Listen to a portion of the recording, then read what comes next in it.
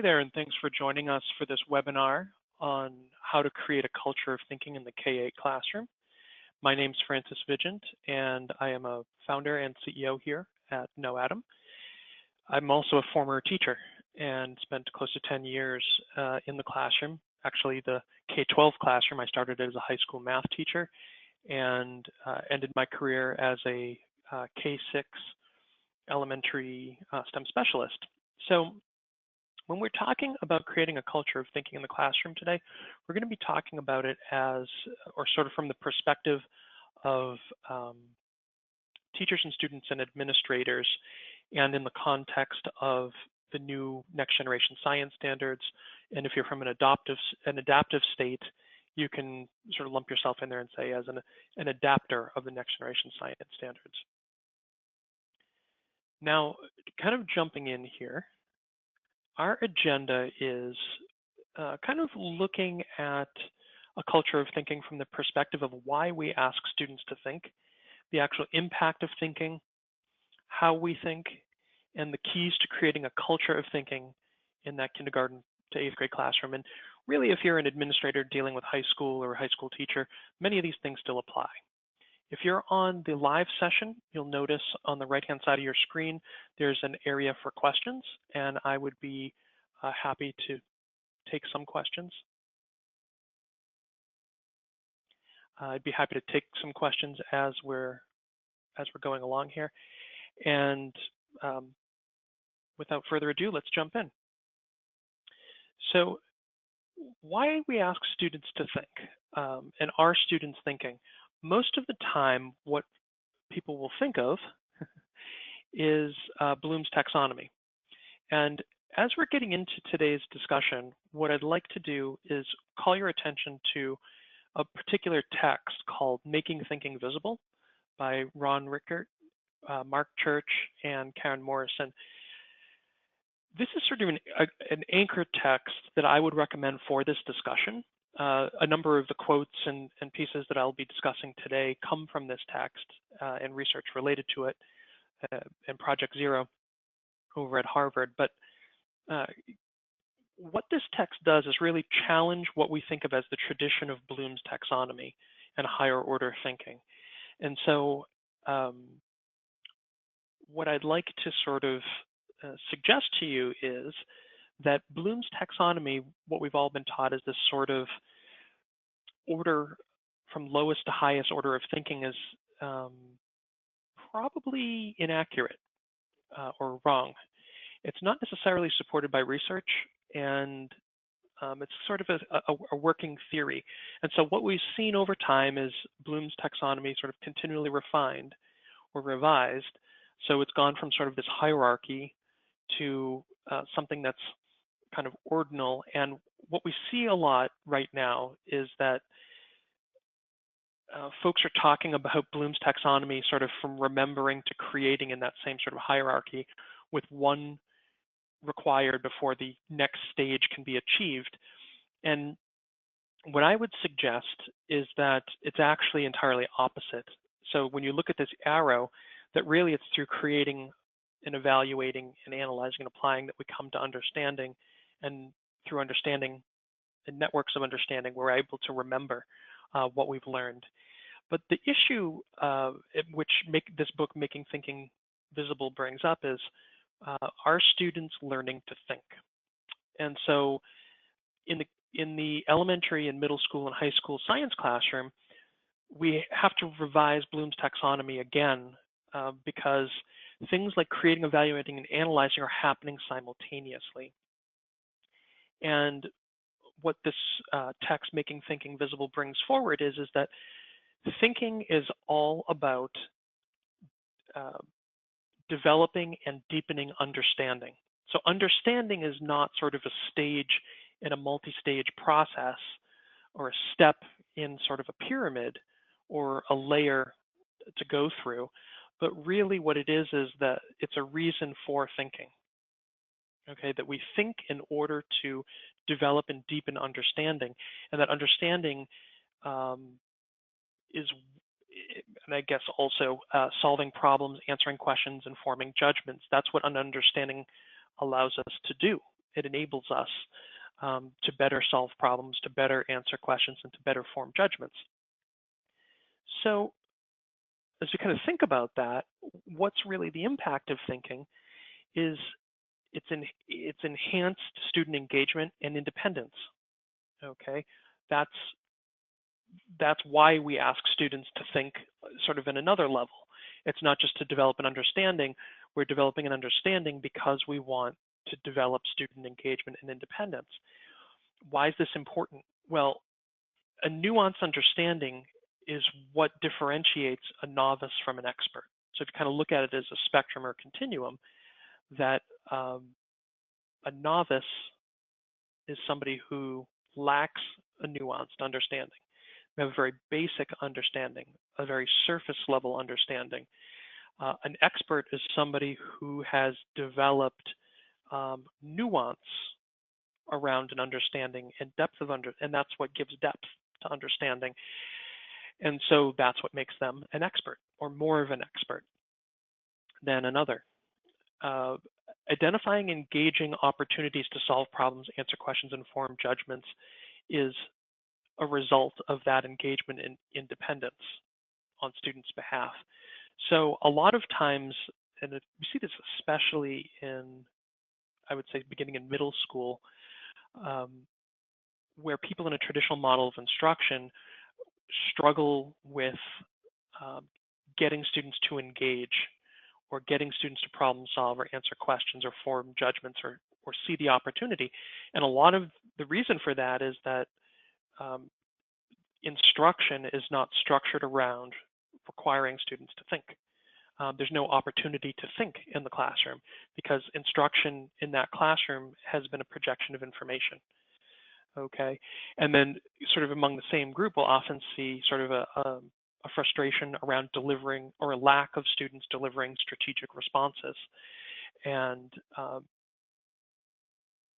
you know, again, back to that idea that if students are receiving information, it's very hard to work with those ideas, to push back on those ideas, to structure arguments with evidence, which is all part of strategic response, if the ideas and the concepts really aren't of the student, and they have no independence with that. So I'm putting all of this out there first because it's important to sort of think about what we mean by thinking, why we ask it, what we expect students to do as part of thinking, and then also, you know, what are the intended outcomes?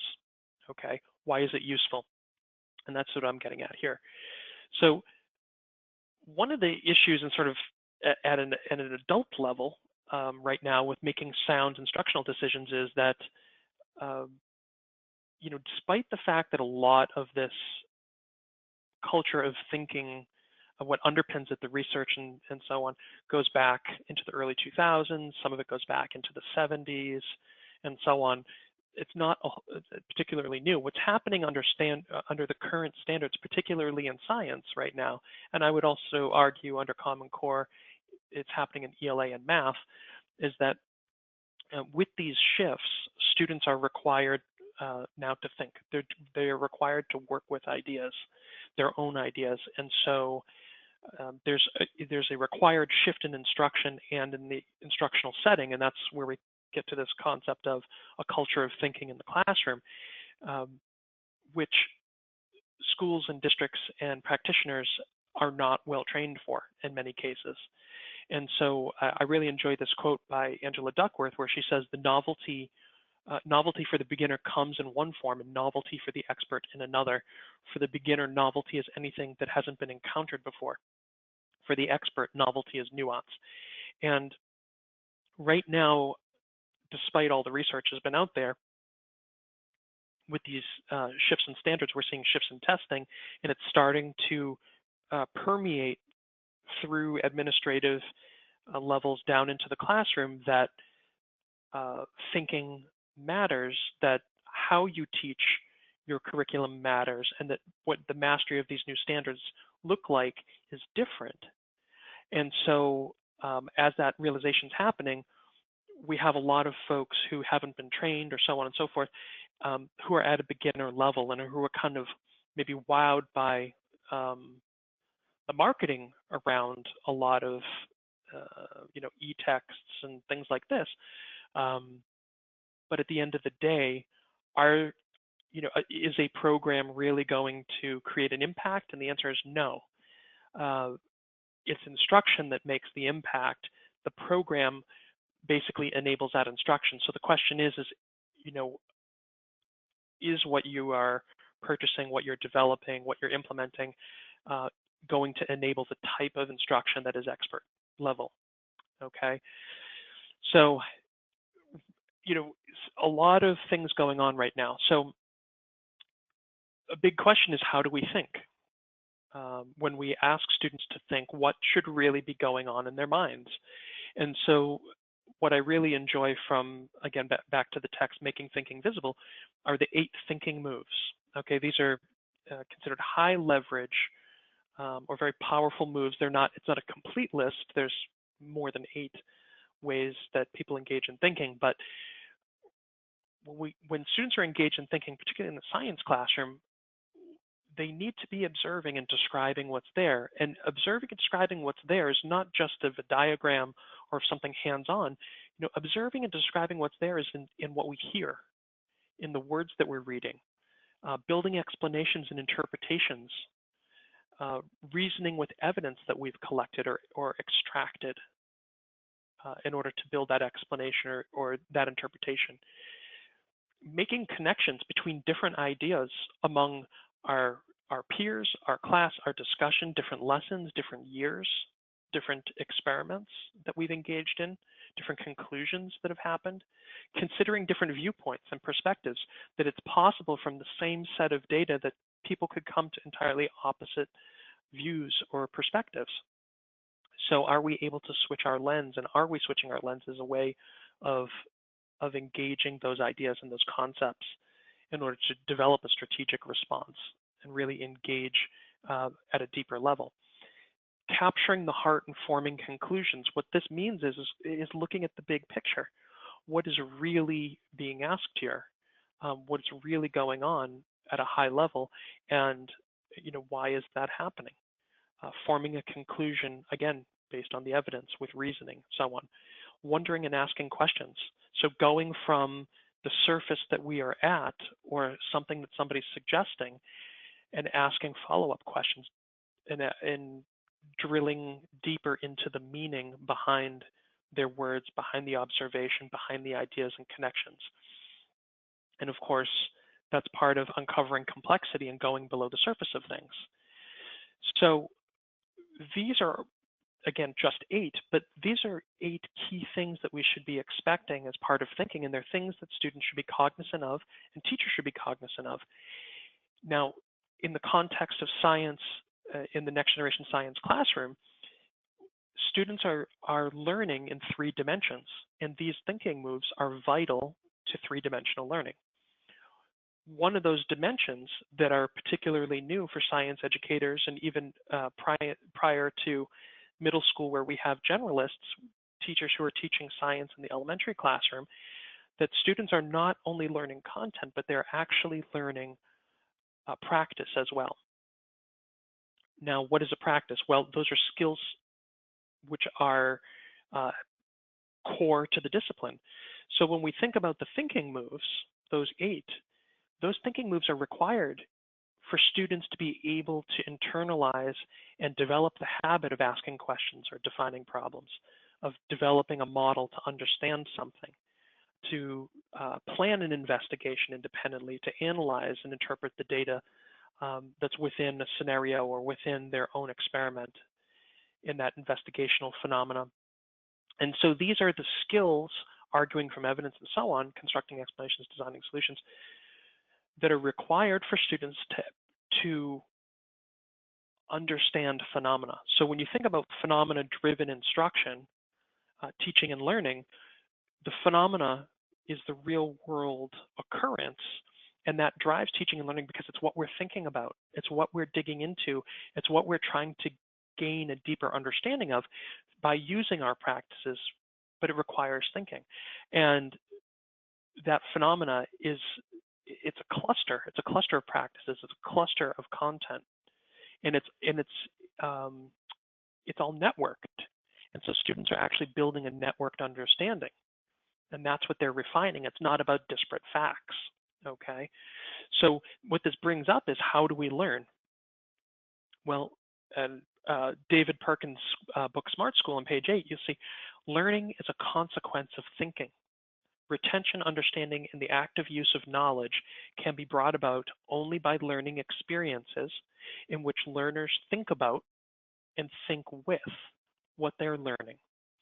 Far from thinking, and it's far from, so ellipsis here, far from thinking coming after knowledge, knowledge comes on the coattails of thinking.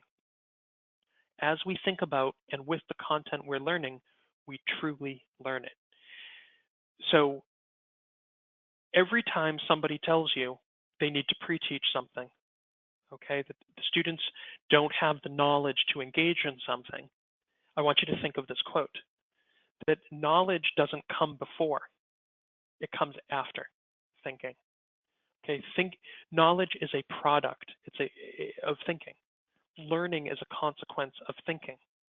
So this is one of the reasons why I believe that we see so many, particularly middle school classrooms, I would say, failing, and I don't mean that in a punitive sense. I mean that in a sort of literal sense, failing to teach students, and really the classrooms where K to 8, where children fail to learn. Why do they fail to learn? Because thinking is not a part of the instructional culture in the building, okay? And unfortunately, some of this is a byproduct of the belief that instruction is to achieve particular results on testing, because we live these days in a high stakes world where standardized testing is a part of everything. Well, instruction is not to teach children a test. I think a lot of people believe that. A lot of people will say that, well, I teach to the test because I have to. Well, guess what? Then you're failing to teach, and children in your class are failing to learn what's required of them. They're going to fail when it comes to reaching mastery, and that is the result of a focus on discrete knowledge and this idea of front loading, backfilling, all of these words that get used. What our instructional culture needs to require is it needs to require thinking. And I want to get into how we build that and maybe how we think about that. So Bloom's taxonomy here, I would say that it gets revised again. And this is where we at No Atom are sort of operating right now.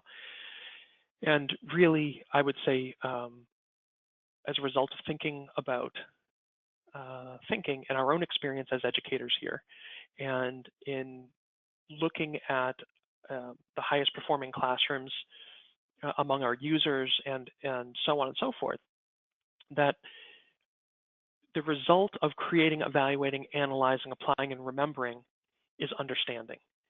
And what that means is developing the ability to accurately manipulate and make sense out of information, to argue, to be able to defend, to support, to discuss, interpret, summarize, and explain what it is that has been learned.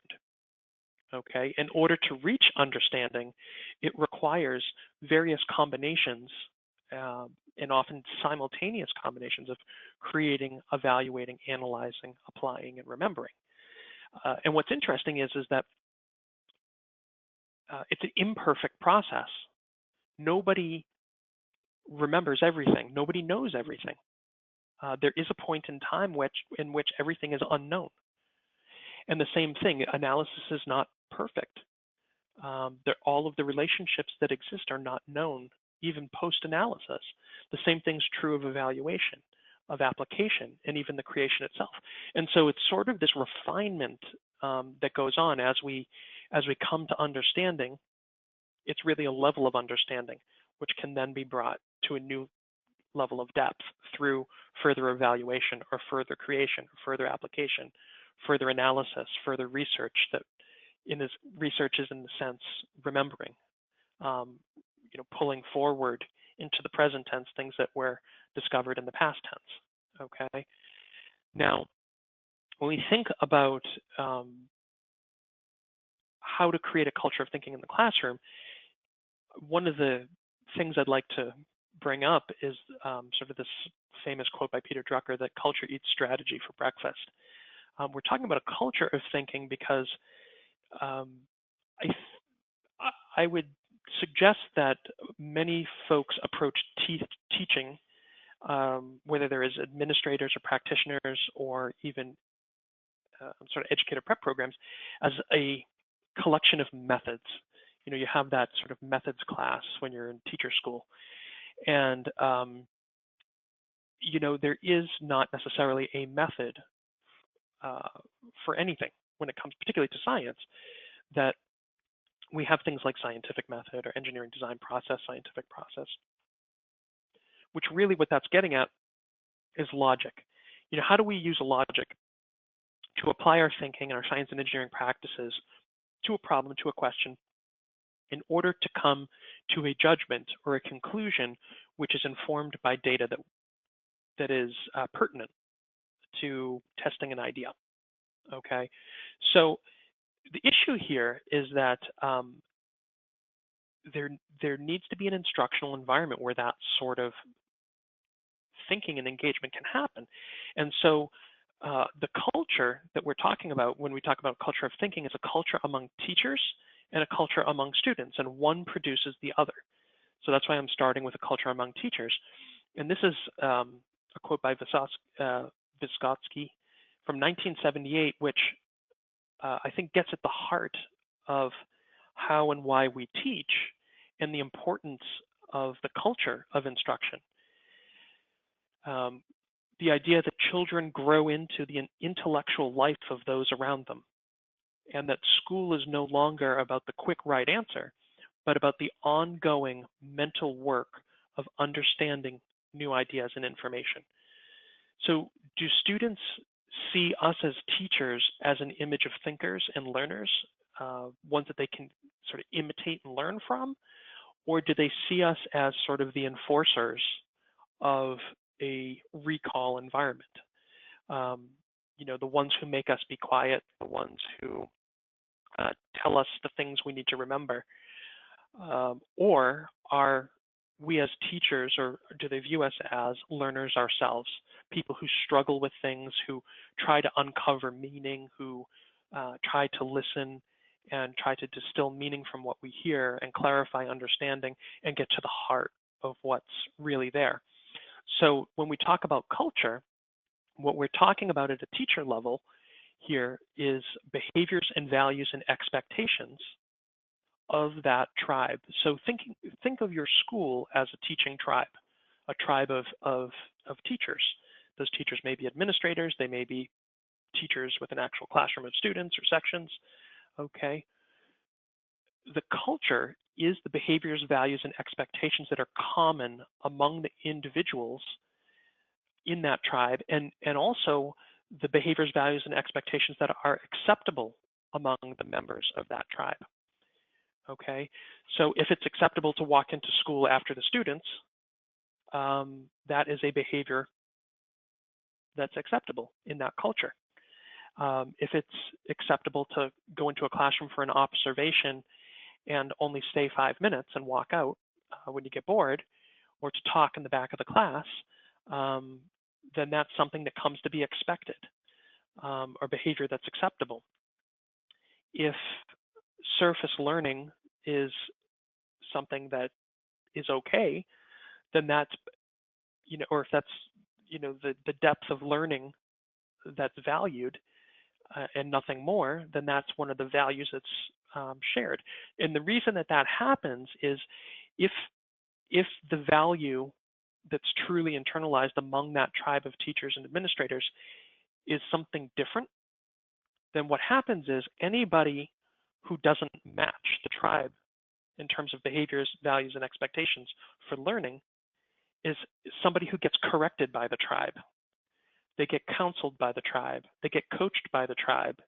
And so it self-corrects, or the tribe rejects them.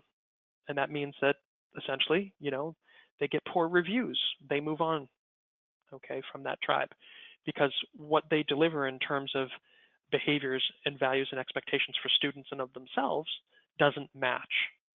Okay, so you have to think of your school as a teaching tribe. You don't think of your district as a teaching tribe. I mean, you can if you're a superintendent or instructional coach, but the tribes are formed at a building level. And why is that? It's because the hiring and firing is done by a principal. Okay, so basically the principal is the gatekeeper to the ebb and flow of tribal members. Okay, they are the council leader. And so the way it unfortunately gets controlled from a superintendent's standpoint is, well, are your principals hiring and firing the right people?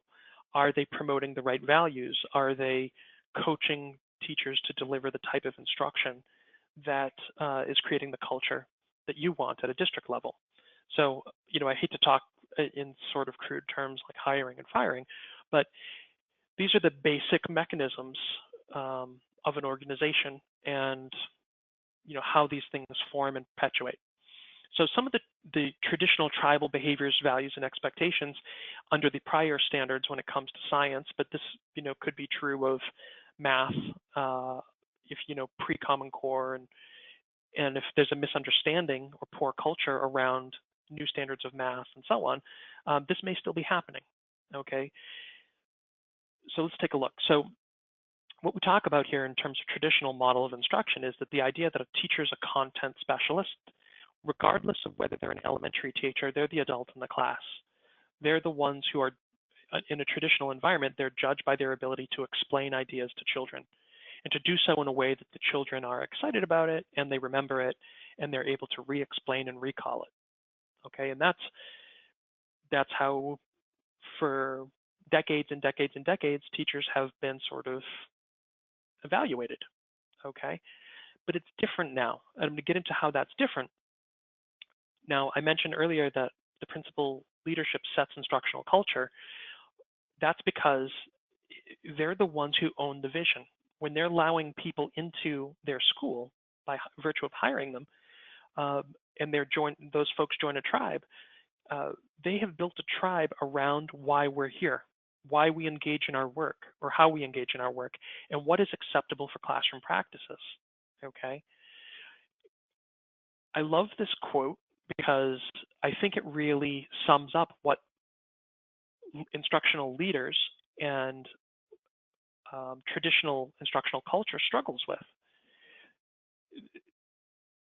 The issue is, and you can talk to a science teacher, particularly somebody who's a specialist at middle school on up, and they will talk about the content that they need to cover, the standards that they're teaching. And we even, as administrators, can negatively reinforce this. You have teachers writing their standards on the board. It's this sort of draconian organizational tactic, that came out of a book and so on. And I won't go into that. But anyhow, unfortunately, what that does is, or what can happen in these environments is that education can become all about the delivery of content. And that's what those comments, when it's like, this is what I'm covering. I have to get through so much content before the test and so on, these types of comments. I like this quote. It says, education is more than the delivery of content. And this is based on research. A quality education is also about the development of habits of mind and thinking dispositions that will serve students as learners, both in our own classrooms and in the future. So education is more than the delivery of content. It's learning how to learn. It's learning how to think. And when we learn how to learn and we learn how to think, that's something that serves us not only in the classroom, but in everyday life. Okay. And that's one of the things, at NOADM, I have to say that we're particularly proud of is that, we really care about teaching children how to, the skills to think, empowering them to develop and use their own ideas, to be able to form conclusions and argue from evidence that they've gathered. And our focus is science, technology, engineering, and math. And we have professional development, curriculum, materials, and all of that in order to accomplish mastery of these new standards. But at the end of the day, what we're doing here is that we're bringing students to a higher level of thinking and independence and empowerment by challenging them to be scientists and engineers on an everyday basis, to master those standards by truly engaging in them. And that's why we have things like professional development, curriculum, and materials. They purely enable the instructional environment to engage children at these high levels and to empower this sort of culture of thinking. But the issue is that the tribe has to be there. They have to want it. They have to have behaviors and values and expectations which define success as being engaging children in thinking, engaging them in the phenomena and using that phenomena in order to work with ideas, to push back. Because how we define success as a tribe defines how we teach and how we learn. Okay? The reason it defines how we learn is that how we teach constrains the opportunities for learning in the classroom. Okay? It doesn't change the way that children learn sort of neurologically. Maybe it does. I don't know. Maybe we'll know more about that through brain mapping and other sort of things. But certainly how a tribe defines success, and this is where it goes back to those sort of comments that we hear where it's like, oh, I have to teach to a test. I have certain content I have to cover. I'm judged by my scores. I can't tell you how many folks I can think of one in particular, who have said that to me literally. And then you look at their level of performance of students in those classrooms, and you have single digit levels of proficiency. Why is that? Because the behaviors, the values, the expectations of that person and of that tribe and the way they define success is all about recall of facts for a test, but the test is requiring students to be able to work with ideas because we have new standards. How that person is teaching is constraining the way that children can learn in that classroom, and so it's a waste of time. The children aren't learning what's necessary in order to engage their own ideas, to engage scenarios in their thinking. Okay, so the big question here is, does your tribe value thinking? When we think about those 8 thinking moves I mentioned earlier, is that what your tribe values? Is that what they're going for? And is that what students are being pressed for on an everyday, every moment basis? Can students get through 15 minutes of a class without thinking? Or can't they? And the thing is do these thinking moves, when you look at a class, is there fluidity between them? Or are tasks designed around, drumming one of these things in a practice sense? Okay, we don't want to train students, like a marching exercise. Boom, boom, boom, boom, boom. A rock is a mixture of minerals. Rock is a combination of mixture of minerals. I don't care if it's a Jeopardy game. I don't care if it's a hide and seek or a crossword puzzle or whatever. Okay, that is all training, rote recall. What we need is students to do the thinking in order to progress from the phenomena to an evidence-based conclusion. So what does the next generation classroom look like? When we talk about a culture of thinking, it looks like this. Okay, it looks like a teacher acting as a coach. And as an instructional leader, we're valuing teachers for their ability to maintain rigor across all dimensions. What does rigor mean? It means maintain a gap between the skills and the knowledge that students have and the expectations. Expectations need to be higher. The challenge needs to be higher because that gap is the opportunity for growth. That gap is rigor. Okay, and students will close that gap by developing the skills and the knowledge, okay, and the ability to shift their perspective on things. And so the teacher has to then increase the gap. Okay, that's how we maintain rigor. So teachers are valued for their their ability to question and challenge student skills and their thinking. And so what they're doing is they are, instead of getting between content and students by acting as some kind of gatekeeper and handing it out, what the teacher is doing is strengthening the connection. Okay, they are helping children to use their science and engineering practices, the skills, to actually attempt those skills by attempting to develop and use the bit of content that they can access in some way. They're using the skills to access the content. And then they're developing that content to try to solve problems and answer questions. Okay, and they're viewing it from different angles because the content manifests itself in different systems, different ways. And so students are using those skills to access and develop cross-cutting concepts. Okay, so this is on the teacher side. On the student side, students are only proficient not when they're able to recall something. Okay, students are proficient when they're able to think independently and to perform the expectations of the standards. That's why the standards are called performance expectations. And this is all about sense making. Okay, developing and using all three of those three dimensions to answer questions and solve problems for themselves. So back to what I was saying about No, Adam, how we want to develop students in three dimensions. We want to develop their thinking. We want to develop their independence. We're empowering them to be scientists and engineers on an everyday basis, because by developing and using all three of those dimensions in the context of phenomena, by challenging students to answer questions and solve problems and giving them the tools and structures to do that, what we're doing is we're engaging students in the discipline as scientists and engineers. Okay, that's the purpose of the curriculum, of the materials, hands-on materials of professional development.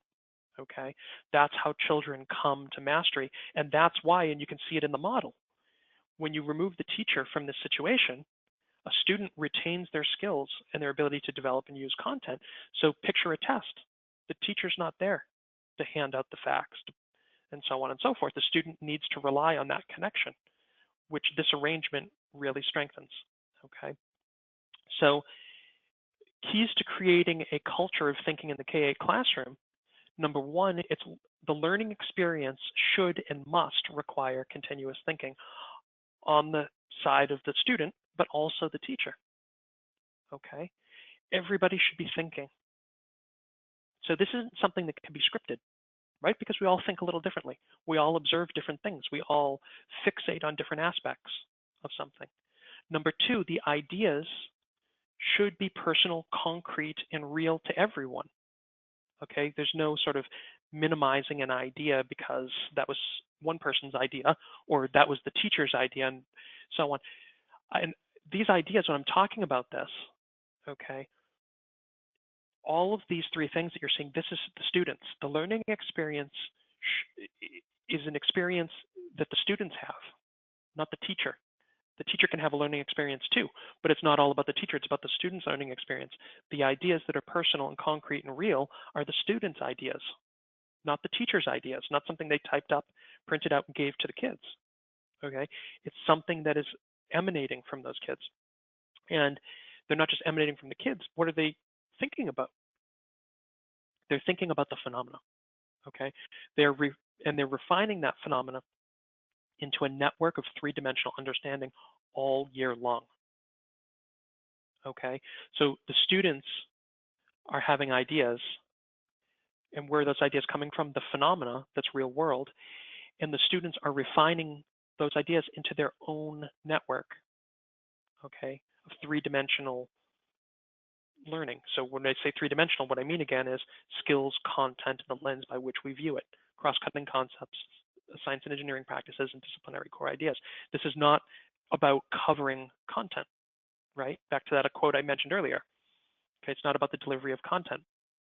So I love this quote I want to bring up. When we create opportunities for thinking, we must realize as teachers that the thinking may be invisible to us. So in the classroom, okay, we can create an experience that creates the opportunity for thinking, but the thinking might be something that we can't see unless we bring that to the surface, unless we actually act to expose it, okay? So how do you get the information that you need to see as a teacher to see students thinking? Well, it's through listening to what students are saying. It's about modeling interest in their ideas. It's about questioning their ideas. It's about questioning the thinking. And by doing so, we're pushing back and sort of um, uh, essentially, almost playing the role of interested skeptic is maybe a way to think about it. And also, we're helping students construct understanding. Okay, you just told me this, and you told me this, and you told me this. How are those things? How are those things related? Okay, that's sort of one way of questioning and also helping students to construct understanding, and also to facilitate and clarify thinking. Okay, now within a scientific context, we use scientific process or engineering process in order to document our thinking and to work with it. That's the importance of students planning their own investigations, developing their own models in the classroom. Okay, those are key elements that we can use as sort of a the Play-Doh in a sense, which is thinking to kind of get those ideas out there and begin working with them. Okay, so it's important. The kind of last piece of this quote is, make sure that thinking isn't left to chance. We don't want to, look at some symptoms and say, oh, that's thinking. What we want to do is we want to act in such a way as teachers that children provide us with the information that we need in order to respond to the students' individual learning needs. Okay, and that may sound daunting, but the learning needs among a group of students are going to be very similar. There's going to be nuanced differences, but you'll see in this environment that students tend to think and act along the same lines oftentimes. We also and what's important here is that making students thinking visible to us as teachers, but also to the students themselves, becomes an ongoing component of effective teaching. Okay, so what I mentioned earlier, teachers should embody how to make thinking visible. That's got to be part of the culture. It needs to be something that we value in our tribe. So when you walk into a classroom of a peer, you should see listening, modeling, questioning, constructing, understanding, facilitating, documenting going on among teachers and among students. Okay, and if it's not, that should create a void that's obvious and like, oh my goodness, something's wrong here. Okay, and it's amazing how difficult, how often people don't really listen to what's being said.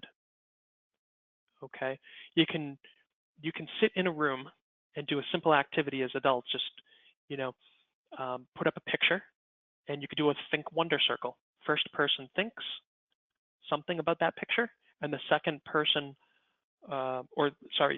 first person wonders something about that picture, and the second person thinks, in a sense, answering that person's wonder, addressing the wonder, and create a kind of chain with 5 or 10 people in a room, and you will be shocked at how difficult it is for the person who is in charge of responding to what that person before them was wondering, struggles to actually have listened and thought about what that person actually said. And so you can imagine in a classroom of 30 or 35 students sometimes that, if you have to listen to one person, you have trouble. How much more trouble are you having listening to the 30 or 35 students? So you need a structure for that. Modeling interest and ideas. Again, are we asking questions in such a way that we are exposing and actually digging deeper into the idea that we have heard? Okay, so that's really the role of questioning. It's not just to ask a question that involves a why or a how, the kind of things that we think of as higher order questions, but it's actually to ask questions that are linked to ideas, that are linked to things that we heard, okay, that we felt as part of what we heard in our listening. Constructing understanding.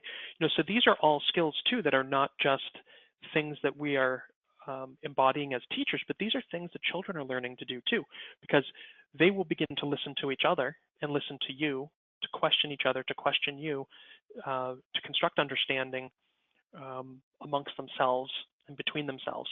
So really, really, really important things here. Okay. So what does it mean to make thinking visible? Well, thinking is a process and it's dynamic. It's a system. So a system has parts. And as a teacher and students, it's important to sort of develop some language around these, because when we have language and we have a system or parts, now that's something we can understand and control. And I can't tell you, we have scientific process and engineering design process that we use as a backbone to almost like bins to then organize our thinking around. How many teachers reject the use of process and the idea that that students planning investigations is something that their kids can't do. And so they're shocked when they actually engage students in that the students are able to do it.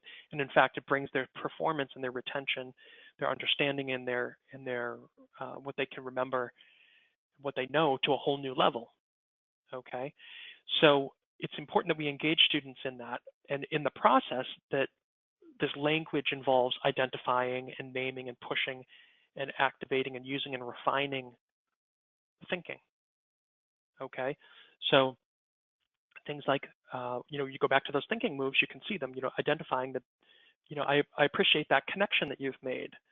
I appreciate that, we can just sort of back up to that slide really quick and just sort of see.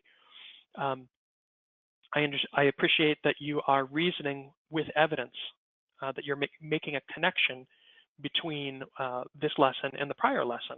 Instead of saying good job and validating students that way, sort of from a praise standpoint and training children to praise each other, let's actually work with the ideas and let's identify and name and call out when we're actually thinking, okay, and thereby sort of encourage it.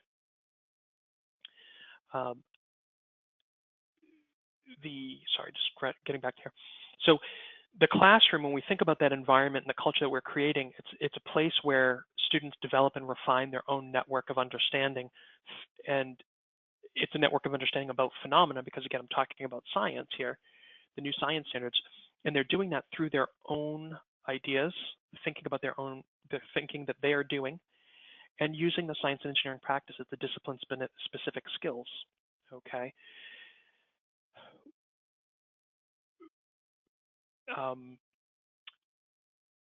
Why that's so important is that, again, this quote really points it out. When we make thinking visible in the classroom, when we name it, when we call it out, when we encourage it, it becomes something that's tangible, something that's real. And then it becomes something that individual students amongst themselves and as a class and adults to children, the ideas become something that we can talk about and explore, that we can kind of push them around and manipulate them and challenge them and learn from each other and learn from the ideas that we have and make the kind of connections that lead to mastery, to depth of understanding, and so on. What's important also here is to think about the culture of learning is really, it starts at the tribal level, as we've been talking about, but it's reinforced and shaped by how you implement your vision. So implementing a vision does not mean a single, a program. Okay, all too often we see this idea that, the bridge between vision and impact and the success that we want as a tribe is through a program. A program is just a piece of it. Okay, the program, any program that you use, hopefully it's one like NoAtom that's designed for these new standards, requires professional development because teachers are developing new skills. Okay, they're going to have to set new expectations under these standards. And they need to understand how the program fits into that vision and culture that's part of their tribe. So they need an opportunity to kind of push back and ask questions and so on of an expert on that program. Now, as a result of professional development, teachers are implementers, and so they perform the expectations of the vision and of the program, and they employ their skills and they further refine them. And that's how they come to an impact, and hopefully, again, the tribe has some definition of success, so that the impact is something that's identifiable as successful or not successful to the tribal members, and so they can see sort of on a spectrum the degree of success, and as a result of that, performance and impact and the degree of success that's been achieved, you can go back and engage in further professional development. And you may need to engage in a new program. Unfortunately, one of the things that's going on right now is that there's a lot of things that sort of tout that they're next generation designed, but they really aren't.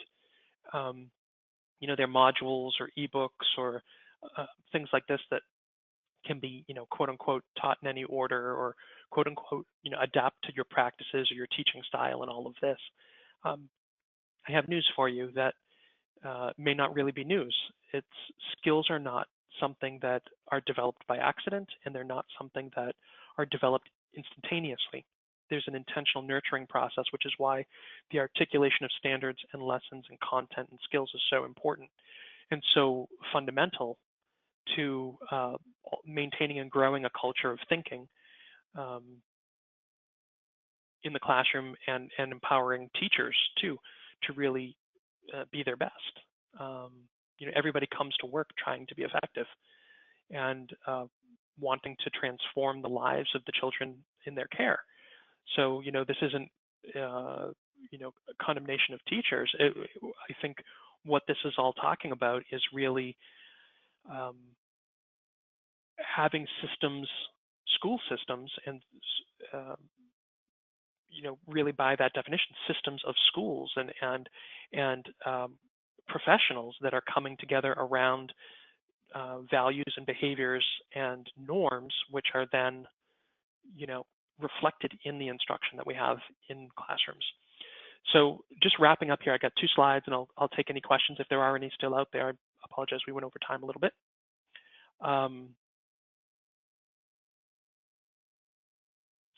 Culture among students. So we talk about culture among teachers, culture among students. We need students who not only can think, but do think. Okay, so as a student, sort of the mantra should be that we not only can think, but we do think. We not only could think about this idea, we not only could engage, but we do engage it. We not only can problem solve, we do problem solve. Okay, we not only can answer questions, we do answer questions. We not only can judge something based on the evidence, we do judge things based on the evidence. Okay, that needs to be the culture and sort of the operating professional learner stance of a student in the classroom.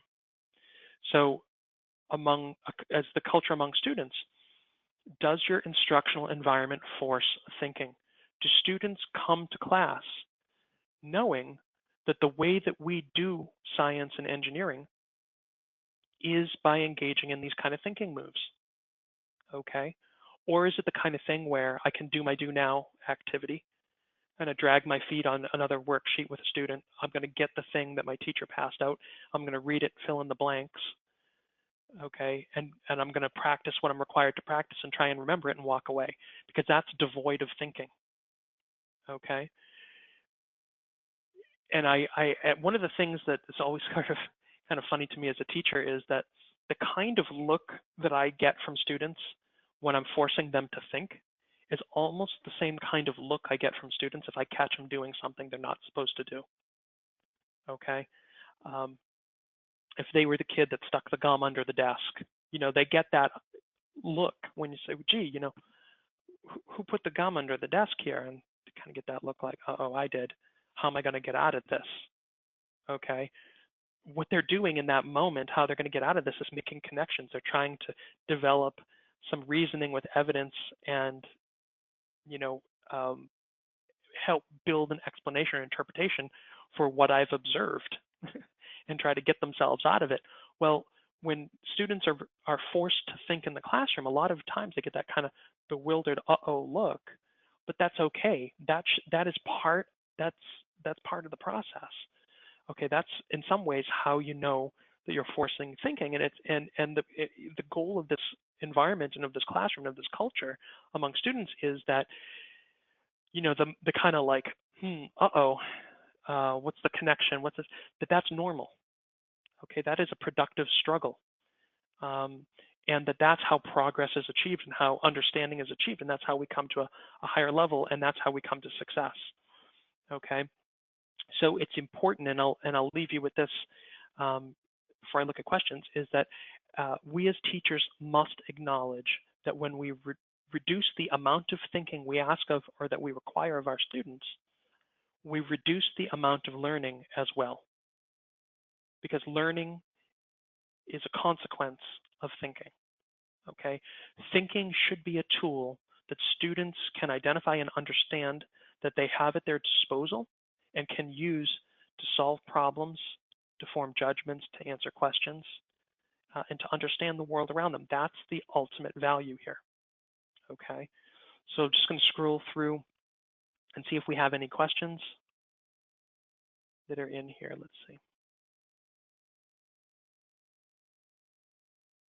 We have a bunch. Some folks have asked if the PowerPoint slides will be available on the website or presentation. Yes, if you reach out to me, we'll make that available to you. That's not a problem. And this webinar will be available as a recording 24/7 on our website. So you can share, actually the link that you used to sign up initially for this webinar is one you can share with other folks, and it will take them to a page that will have that video embedded, and you're welcome to use it.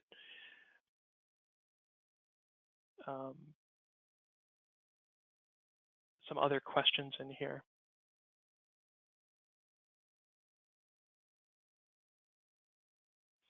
Some folks brought up issues of like managing behavior is an issue in middle school, and we want students to learn, but behavior is a distraction and this and that. The reality is when science class is real, when it's a serious thing, and I don't mean serious like military or pulled over by the police serious. What I mean is serious in the sense of seriously in the hands of the students. That changes when students are empowered and have control and their ideas are valued. There's a purpose to the time on learning. Students respond to purpose. Not purpose that they're told is the purpose, but purpose that they feel is the purpose. Okay? When they feel a reason why it's important to engage, then they will engage. Okay, and that's the issue. A lot of times, and this comes back to that sort of traditional model of instruction. If it's about pre-teaching and front-loading and vocab this and whatever, all the sort of old school training activities that are part of the typical traditional classroom. When instruction is about that, kids say, "There's no purpose to this. I don't understand why I need to learn this," and they're kind of right. There's no purpose to it. There's dictionaries. We can look these things up. There's Google. We can look these things up. So it is kind of a waste of everybody's time. I mean, it's harsh to say that in a way, but it's just the unvarnished truth. And so when students come to class and they have an opportunity to think about something and to use their own ideas and to actually get at the heart of something that's going on, and somebody that communicates trust, that communicates value. And these are all things that children respond to. Opportunity, dignity, respect, and reward. Very, very simple mechanisms, okay, that a culture of thinking and empowerment in a next generation model of instruction actually enables, okay? Another question that's in here. Folks have asked some questions around how do you get students engaged in the productive struggle. So to answer that, I would just kind of go back to what I mentioned earlier. It's about making learning purposeful. That's why learning should be driven by phenomena. Phenomena is too complex to recreate in a classroom. Okay, an anchor phenomenon is too complex. So what happens is that we engage in discussions like Socratic dialogue around that phenomena and things we observe and connections that we may have from our personal lives, or even if there aren't, just what do we think? And ultimately, we arrive at questions that we have no evidence no elements to explain. So we have to dive into planning an investigation around how we're going to access the necessary data to test whether what we think is the explanation actually is or is not, and form an evidence-based judgment or conclusion. Okay, that's how we engage as scientists and engineers to actually learn the content, the skills, and the cross-cutting concepts in 3 dimensions. Um, so the productive struggle is actually something that's kind of, for lack of a better term, academically seductive. You know, it's the phenomena that draws the student in. The lack of explanation draws the student in. It's the ambiguity of ideas and the lack of firm explanation that draws students in, and it's the opportunity to figure out if what I think is true or false that actually then invest students in the planning and then invest them in the hands-on experiment aspect of things, and then of course as a result of the observations that they make hands-on in the investigative phenomena, that is something that students can then use to argue their point, whether something is true or false or even inconclusive. And the thing is that that when you look closely at the evidence and employ your thinking about your results and your neighbor's results and other groups, what happens out of that is you get a very authentic, so all of this is very authentic, but you get a very authentic engagement in what it means to do science and engineering. And so that's the purpose of the curriculum, materials, and professional development. It's not to get kids to click on things. Kids are going to do fine clicking on things. I know that some people, as we go to electronic testing in different states, that worried about, oh, students know how to use the clicker and this and that. Well, you know, fine. But you know what? They can click on the wrong answer. Just they're equally likely to click on the wrong answer as the right answer. And, you know, if they can't think about it, they can't distinguish between the two. And that is the absolute foundation is thinking. Okay. And so, so that's what that's about. And in terms of engaging students in the productive struggle and getting them to go past giving up, the piece there is to model it. You know, to be that thought partner. And when students feel like giving up, continue to show an interest, continue to question. You know, you can facilitate thinking by helping actually construct understanding. Because a lot of times when students are ready to give up, it's because their approach has taken them in different disparate directions, and they're struggling to construct an understanding out of what they have uncovered. And so sometimes simply by listening and then understanding the disparate parts and then reflecting those disparate ideas back, we can push students forward by encouraging them, by getting them to make the connection between those ideas.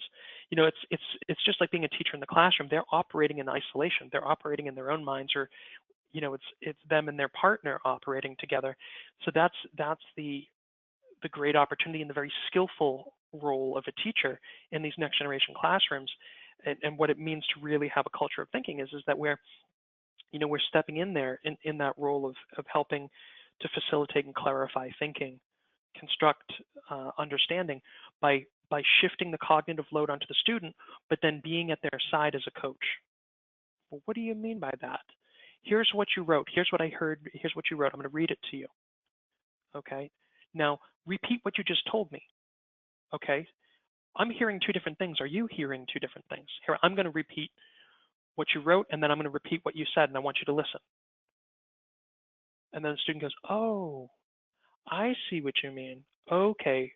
All right. So now, as a teacher, I'd like you to go back and make that change before you go forward. Come back and see me in a minute as soon as you got that done. Okay. So that's where we approach people. And one of the things that's important is to have empathy for the student's position, to show yourself as a learner, and they will begin to mimic you in that process. And one of the things when I'm working with students and I question students in the classroom, even especially if they don't know me, is I go in and I try to bring myself down to their level, not just physically, but actually sort of disarm myself I take my sword off at the door. I leave my armor at the door because I don't want the student to see me as this expert who they have to measure up to, who they're trying to guess the idea that's in my mind, the answer that's in my mind. I'm not looking for that, and that's unfortunately the way that many children have been trained, and that's why they shut down and they refuse to productively struggle because they feel like they don't know the answer that they need to know. So it's a lost cause, and they disconnect. That's the way that we have trained them as teachers in traditional environments. What I want to do is I want to come in and I want to be a thought partner. I want to be interested in what they're doing. I want to listen to what they're saying and I want to bring that back to them and I want to push them to think more about that. Okay. Gee, that can melt? How does that happen? What's causing that? Really? You're adding heat? What would happen if you took that heat away? Oh, really? It would turn back to a solid? Well, what about this desk? I mean, I see you're working with an ice cube, but what about this desk? If I add heat to the desk, would it melt? If I add more heat to it, could it turn to a liquid? If I add more heat to it, could that turn to a gas? Or does that only happen with water? I'm trying to and so like through different lines of questioning, we can actually force thinking. We can shift that cognitive load. There is a productive struggle, but it's acceptable because we're in this sort of environment as professional learners.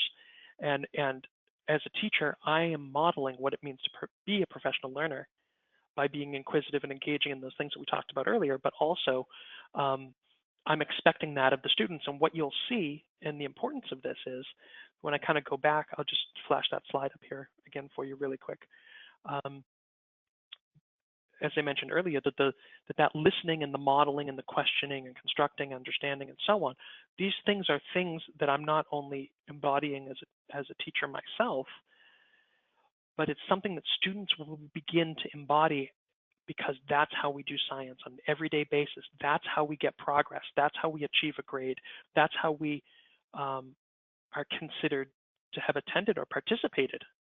Okay, and what you'll see students doing is they will employ these techniques amongst each other and between themselves and you as the teacher. And that's when you know that you have really created a culture of thinking, is when the student is listening to you and questioning you and clarifying your thinking and showing interest in your ideas and then pushing back on you and disagreeing.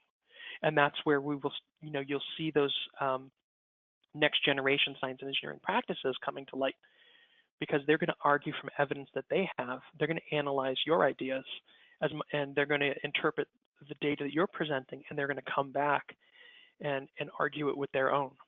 Okay, so when you don't see that happening in a class, it should raise flags. And the reality is that a lot of folks are new at this. Very, very new, and these are expert level teaching pedagogical